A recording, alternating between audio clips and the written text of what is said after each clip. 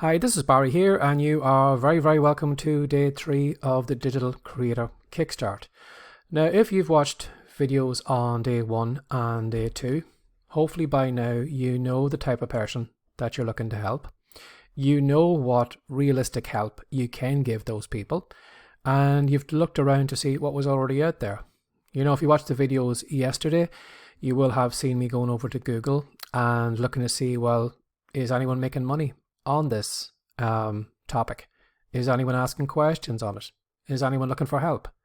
So hopefully you've watched that video and you've seen what I've done on Google and Quora and Amazon and Etsy and places like that to see what's already out there. Now in today's video, or in today's part of the challenge, we're going to do a little bit of work in that we are going to plan out our digital product. Now before we do that, I want you just to pause for a moment and I want you to think about the person that you are hoping to sell that product to. Now I want you to think about this for a moment. The person that you are probably going to sell your product to could be scared. They might have tried to do the thing that you're about to explain to them before and maybe failed. They might have failed many times. You know, they might have been lied to and they might have been conned out of money. They mightn't believe in themselves and they mightn't believe in you. You know, it's very easy to assume that the person that we kind of sell our products to are brand new people on the internet who have never had any bad experience, have lots of confidence, will buy the product and take action on it, and everything is hunky-dory. But you're going to find the people who come to you are going to be carrying a lot of baggage, a lot of mental baggage, and they're going to be carrying baggage of being ripped off, lied to, being conned out of, you know, having exaggerated promises given to them, and whatever products they bought didn't fulfill those promises. So you need to think about that when you're actually creating your product. Now, you can, you know, help this person, you know, realize that you are the right person that they should be dealing with. You know, you can talk about your story and things like that to see, well, you know, that you're just like them, or that you have failed many times yourself until you found this perfect path that you found that took you from A to B. So what you need to think about as you are creating your product, you should have at the back of your mind that your product should help them get over those things. You know, this challenge that I'm doing right now is, although I am outlining the steps that you need to create your first digital product, I'm also changing a mindset.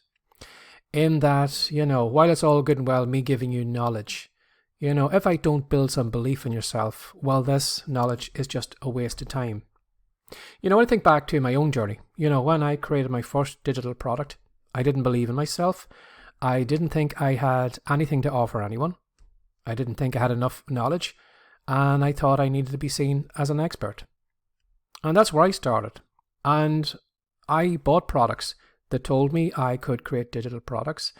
I bought many ebooks that told me how to write ebooks. I bought many video courses that told me I could create ebooks and video courses, and I could do this and I could do that. And I bought them again and again and again and again. And I wasn't taking action. And the reason I wasn't taking action was because of all this baggage in my head, this lack of belief, this thinking that I had nothing to offer anyone, that I was just Joe Nobody, so why would anyone buy any of my products? I thought I needed more knowledge. You know, I stupidly bought ebook after ebook after ebook on how to actually create and sell ebooks. And I came to a point where I was actually circling back on myself, where I realized that from reading all the content, the new products I was actually buying, these products that I actually knew more knowledge myself than the people who were selling me the products.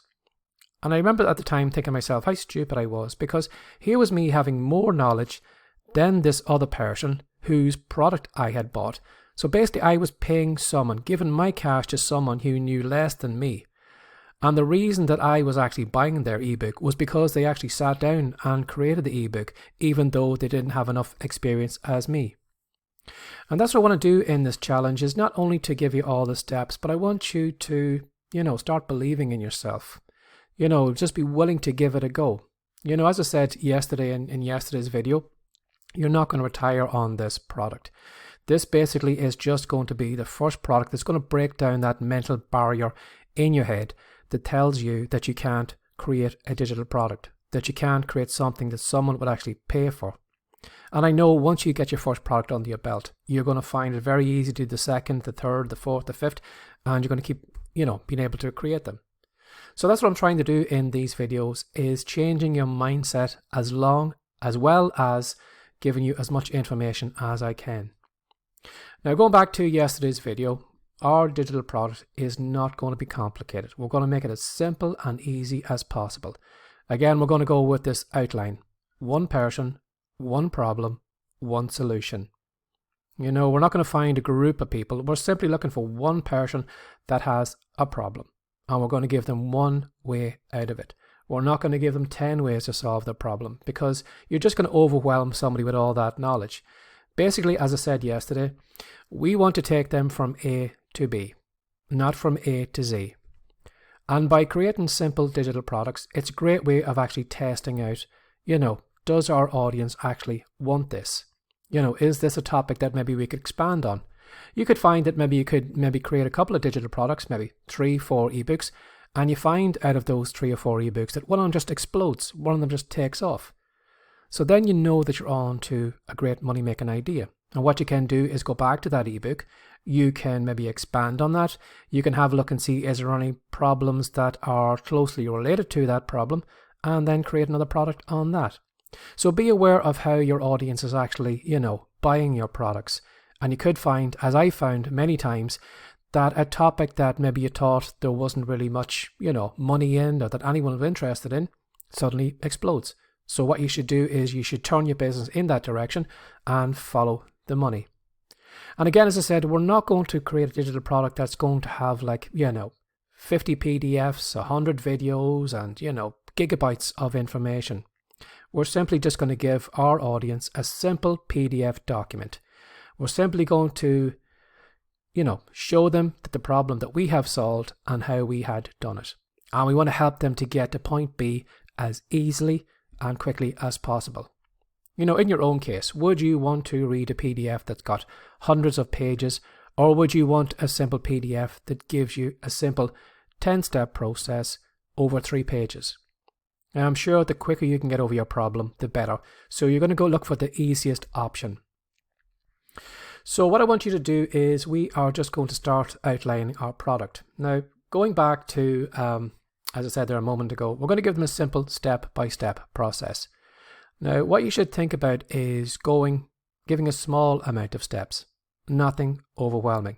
Don't go beyond 10. 10 steps is probably too much to do. How can you outline the process or the problem that you're going to solve in a simple and a short step process as possible? 7 steps could be enough for you to cover in your digital product, and somebody can just read those 7 steps and then know exactly what they need to do. Now, what I'd say to you is to cut out the fluff. This is something that's very easy to kind of fall into in the beginning, in that you've laid out your steps and you're looking at the PDF document and you're saying to yourself, well, this PDF has only 5 or 6 pages. I can't sell this for $27 or $97 or whatever it is. What I need to do is I need to put some padding into it. I need to kind of bulk it up. I need to make it bigger.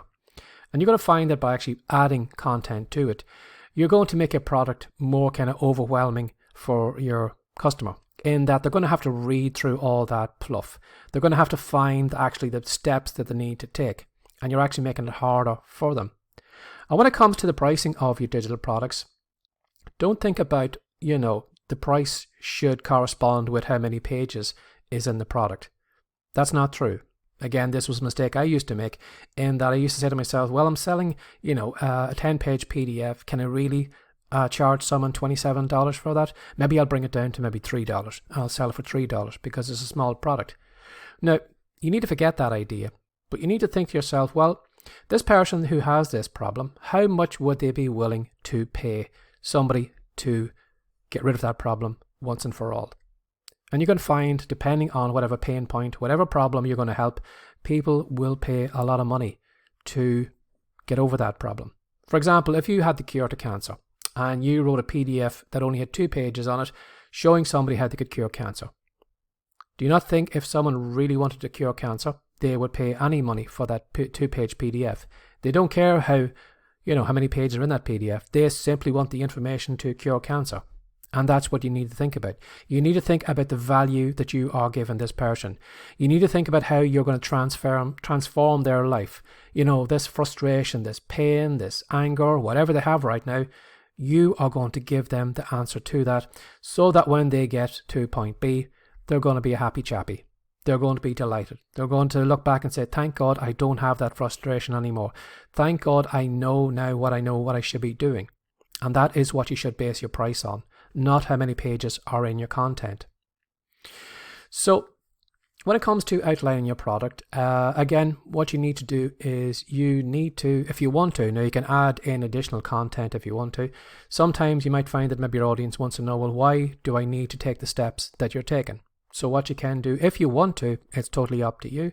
But if you feel that maybe you should give maybe a little explanation of why the person should take those steps, you will probably find that they will be more kind of inclined to take those steps, because they're going to know that if I take step A to go to such and such a website, well, this is the reason I need to do it, because I used to make this mistake of not doing that, and that's what I need to do. And when you are outlining your product, I want you to think about what all you might need to put in your product. Again, as I said, we're probably going to focus on a PDF document because it's the easiest one to create. I know if I told you to create a video course, I know for a fact you wouldn't do it. So our first digital product is probably guaranteed to be a PDF document.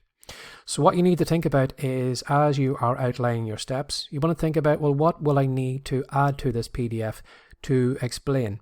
You know, so somebody can go through this process and can't goof up. So what screen grabs do I need to grab? What hyperlinks do I need to add to the PDF so someone can actually click on the link, go to a particular website?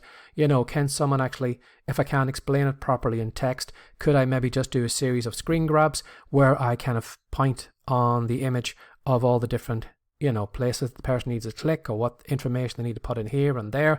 So think about that, not only the steps, but what will you need to add to it to give as much information to your customer, so that basically your PDF document is idiot proof, that you could give it to your grandmother could go through the steps and she would know exactly how to do the thing that you are explaining to do.